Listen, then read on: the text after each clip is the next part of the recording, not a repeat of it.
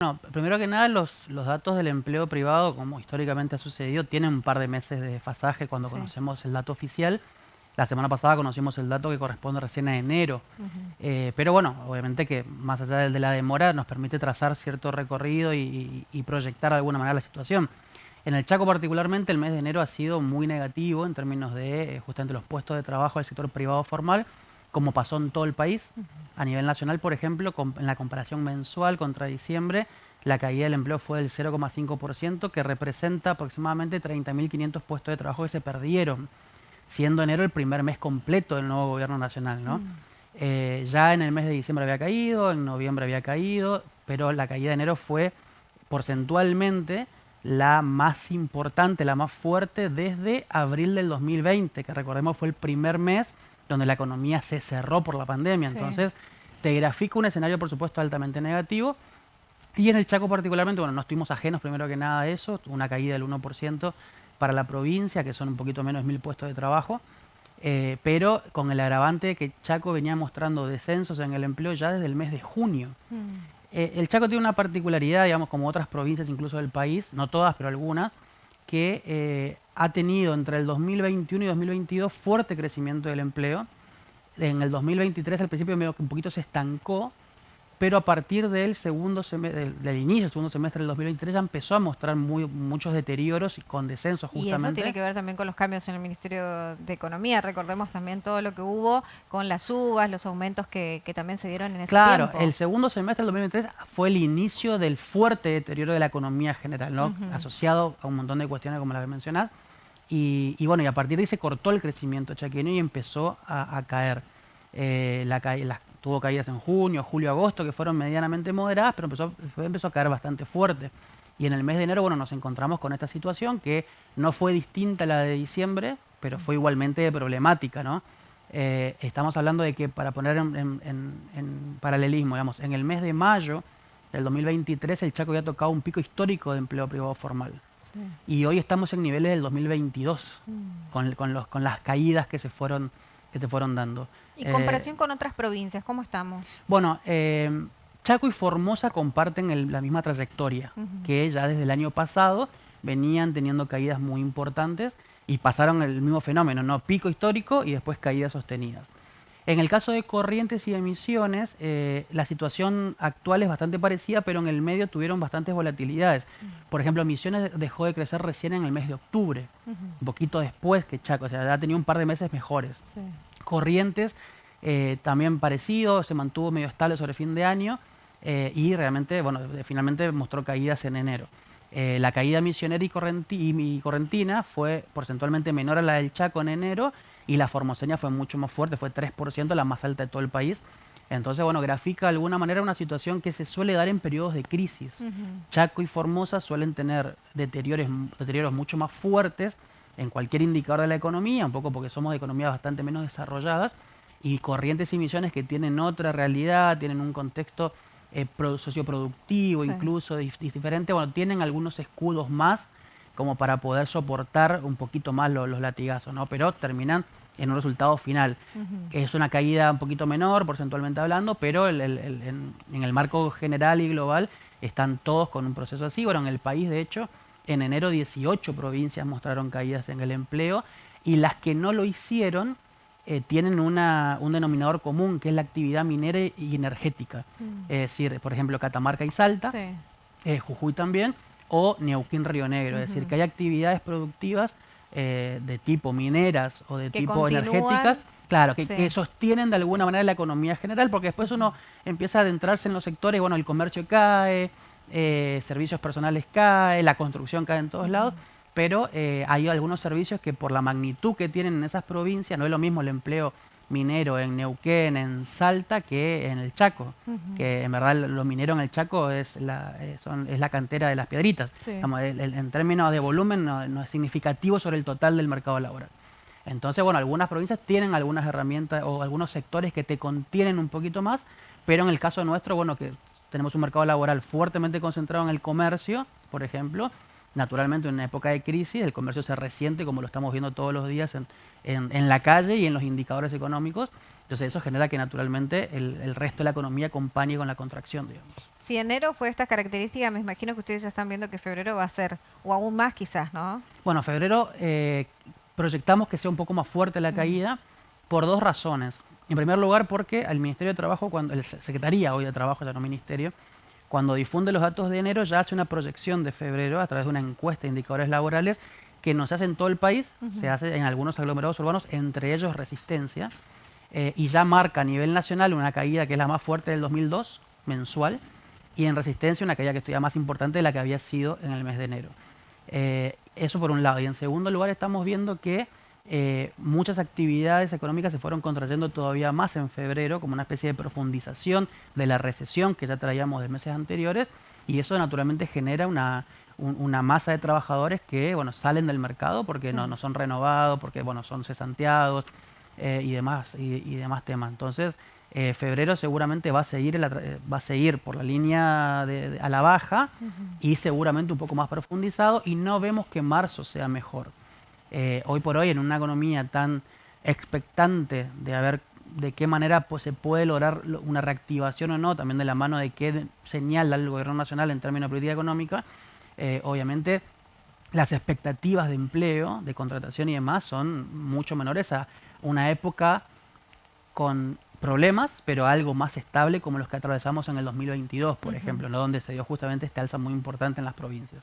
Así que bueno, el panorama sigue siendo negativo, a la par que, por supuesto, el empleo dejó de crecer y empieza a caer, pero la situación salarial de los trabajadores sigue siendo la misma que hace un par de años, es decir, trabajadores pobres, Ujú. justamente a partir de un régimen de alta inflación, más allá de que está desacelerando mes a mes, estamos hablando de un piso que sigue siendo demasiado alto. Estamos intentando ver si celebramos llegar a un dígito de inflación, digamos, no pasa en ninguna economía del mundo Sí. que pretenda ser medianamente estable.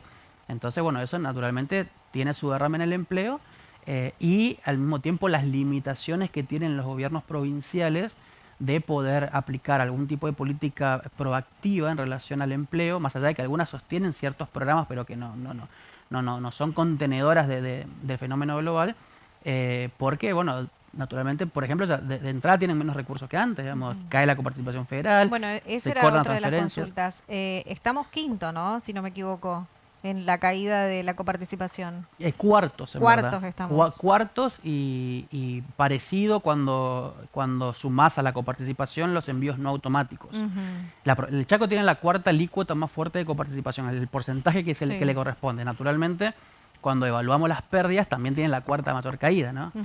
Recibe más que otras provincias, recibió más que otras provincias, pero en la comparación de cuánto tuvo que haber recibido en caso de empatar, por ejemplo, la inflación, naturalmente la pérdida es mucho más fuerte.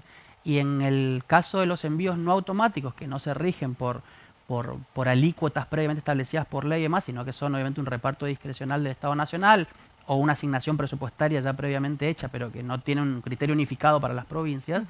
el Chaco también, por lo general, cuando hay gobiernos de igual signo político, el Chaco era muy Sí. beneficiada, recursos para obra pública, asistencia financiera del Tesoro, etcétera, y eso generó también que en la comparación ahora de cuánto perdió en el primer trimestre de este año respecto a igual periodo del 2023, sea una de las provincias que más fondos pierde. Son Ujú. 33 mil millones de pesos más o menos de transferencias no automáticas que Sí. dejó de percibir la provincia y un poquito más de 100 mil millones de pesos en los envíos por coparticipación y transferencias automáticas. A eso sumale 23% de caída en la recaudación propia en el primer Ujú. trimestre de la provincia, es decir, la caja provincial hoy está llorando, digamos, Mm. porque Y a en raíz todos lados de viene la esto caída. también sufren las consecuencias la construcción, la obra pública, o sea, distintos sectores que también tienen que ver con la economía de la Pero, provincia. por supuesto, y sobre todo Mm. la construcción en todo el país, si uno lo mira al sector englobado en el total de la actividad económica, no es el sector más empleador, no es el sector que paga mejores salarios y demás, pero es un sector que está transversal a casi toda la economía nacional, Ujú. entonces es altamente dinamizadora. La construcción cae y vos tenés todo un cúmulo de actividades que te caen por consecuencia justamente de esa situación. Cuando nos encontramos en la situación actual donde el Estado Nacional dijo no financio más obra Ujú. pública, hasta nuevo aviso, porque ahora, bueno, Franco dio una señal de que Quizás quizás en hoy el segundo semestre. hay una cadena nacional, veremos qué va a pasar y va a haber anuncios económicos. No se sabe absolutamente nada. Se sabe algunos bocadillos nomás que lanzó el presidente de la nación, pero todo el mundo está en la espera de qué va a pasar o cuál va a ser la decisión que va a tomar de quién más. Claro, Igual, hay mucha presión de muchos sectores sí, sí, también. por supuesto. Yo no soy optimista con el mensaje del presidente porque se demostró sobre todo ahora en la gestión, ¿no? Más allá Ujú. de lo que traía antes, que el foco principal de preocupación del presidente es la cuestión macro. Va a hablar de superávit, va a hablar de las cuentas públicas, va a Sí. hablar, bueno, en general de la macroeconomía nacional, porque no le interesa la micro. Ujú. Tenemos un gobierno nacional con esa característica. Vos tenés que ordenarlo de arriba, que lo de abajo se ordena solo. Otros gobiernos anteriores a nivel nacional dijeron, hay que ponerle toda la ficha a la micro y después la macro vemos cómo lo ordenamos. Sí. Entonces, no creo que haya anuncios que refieran, por ejemplo, a reactivar la obra pública o quizás algún que otra señal, pero sin demasiada especificación. Ujú. Pero de alguna manera, si queremos agarrarnos como para ser optimistas, bueno, lo que dijo Franco la semana pasada, el ministro del Interior, podría servir como por lo menos para poner un horizonte de mediano plazo, porque dijo que en el segundo semestre, cuando se terminen de acomodar la situación fiscal, cuando veamos que los ingresos empiecen a mejorar, cuando el gasto se estabilice y ya no haya que hacer los recortes que hoy hacen para lograr los equilibrios fiscales, posiblemente empiece a avanzar la cuestión de la pública, sobre todo la que estaba iniciada Sí. y resta terminar. Bueno, ahí podríamos ver una dinamización del sector de la construcción. Para que tome ritmo va a costar mucho. En el Chaco, por ejemplo, en el mes de enero fue 50% la caída del empleo. Ujú. Estamos hablando de una caída que es fenomenal y todavía más importante la que fue en pandemia, para ponerlo en contexto, ¿no? Y sin un horizonte, porque no es que enero frenamos, pero se reactiva en marzo la obra pública y los trabajadores que quedaron por fuera vuelven a insertarse en el mercado. No hubo nada de eso. Mm. Y volviendo a lo que hablábamos antes, las provincias en general y el Chaco en particular no tienen la espalda financiera para decir, bueno, toda la obra pública estaba frenada, la financiamos nosotros. No la tienen. No.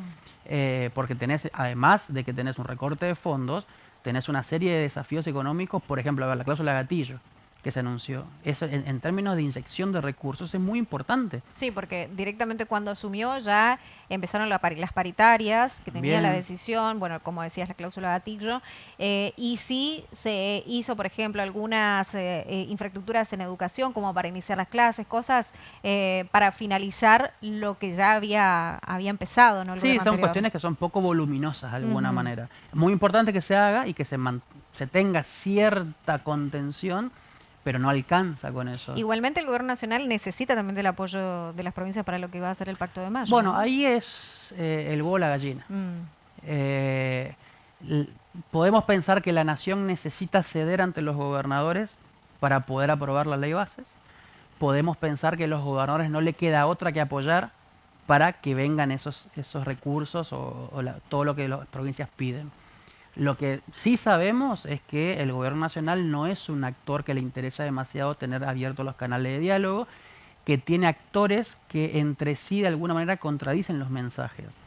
Volviendo al que decíamos antes, a ver, Ujú. Francos es un ministro político Sí. y que medianamente entiende la dinámica e intenta, Pero cuando llega arriba, no cuando es la llega misma a respuesta. Caputo Mm. Milei, ahí se complica la Ujú. situación. Entonces, yo creo que Franco está haciendo como esa espada de contención y de intento de acuerdos, pero hasta él mismo a veces o lo contradicen en el Estado Nacional o, no, o ni siquiera puede eh, prometer o intentar hacer gestiones y demás porque no tiene la venia de arriba de la Ujú. decisión final.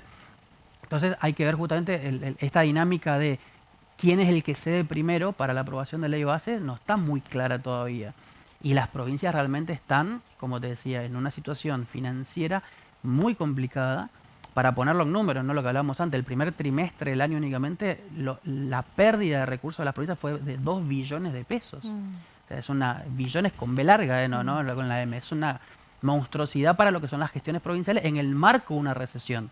¿Por qué? Porque de repente las provincias que tenían una fuerte recaudación propia y que le permitía sostener de alguna manera cierto nivel de gestión presupuestaria, también están viendo caídas porque cae el ingreso bruto, porque cae la actividad económica, Ujú. cae el impuesto a los sellos, porque no hay también la actividad ya no formula contratos para poder sellar. Y se sostienen porque por el impuesto automotor, que en algunas provincias es voluminoso, en otras Sí. no tanto. Entonces hay una necesidad muy fuerte de recursos. Entonces están en un toma y daca constante. realmente es un, como te decía, es un misterio saber quién va a ser primero. Pareciera ser, o por lo menos por algunos comentarios que se fueron circulando estos últimos días, que las provincias son las que van a ceder Ujú. para hacer la aprobación de la ley y como contrapartida tener cierta respuesta a lo que están pidiendo, pero ya hemos visto en estos meses que fueron meses muy volátiles, que con mucha dinámica, mucho más que en otros periodos de gobierno nacional, provincia, la relación, en donde tranquilamente mañana puede cambiar todo. Hace 3 meses o 2 meses estábamos en una semana donde decíamos, "Ah, está tranquila la relación nación-provincia", y de repente cayó el caso Chubut y Sí. se encarajinó todo de vuelta. Ujú. Entonces es todavía un gran dilema. Vamos a ver qué va a pasar. Muchas gracias, Alejandro, por venir a analizar un poco este contexto que tenemos y seguramente